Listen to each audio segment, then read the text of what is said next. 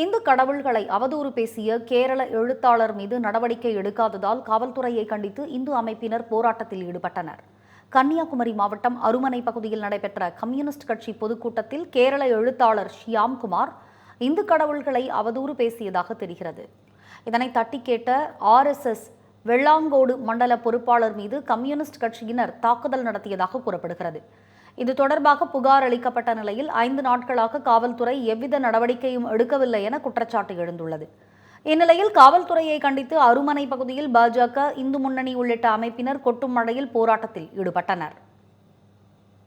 இதையடுத்து பேட்டியளித்த இந்து முன்னணி மாநில செயலாளர் குற்றாலநாதன் தங்கள் புகார் மீது நடவடிக்கை எடுக்காவிட்டால் மாநில அளவில் போராட்டம் நடத்துவோம் என எச்சரிக்கை விடுத்தார்.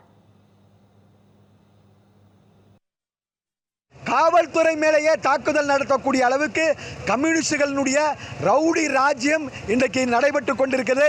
இந்த ரவுடியிசம் ஒடுக்கப்பட வேண்டும். இல்லை என்று சொன்னால் இது தமிழக அரசுக்கு, காவல்துறைக்கு மிகப்பெரிய அவப்பெயரை ஏற்படுத்தும். கம்யூனிஸ்டுகள் இன்றைக்கு 4 பேர் சேர்ந்து RSS நிர்வாகியை தாக்கியிருக்காங்க. அவர்கள் மேலே வழக்கு பதிவு கூட செய்யாததை இந்து முன்னணி பேரியக்கம், RSS, BJP அமைப்புகள் வன்மையாக கண்டிக்கிறது. இந்த ரவுடிசத்தை தமிழக அரசு வேடிக்கை பார்த்தது என்று சொன்னால் இது தமிழகத்திற்கு மிகப்பெரிய ஆபத்தை ஏற்படுத்தும் என்று எச்சரிக்கிறது.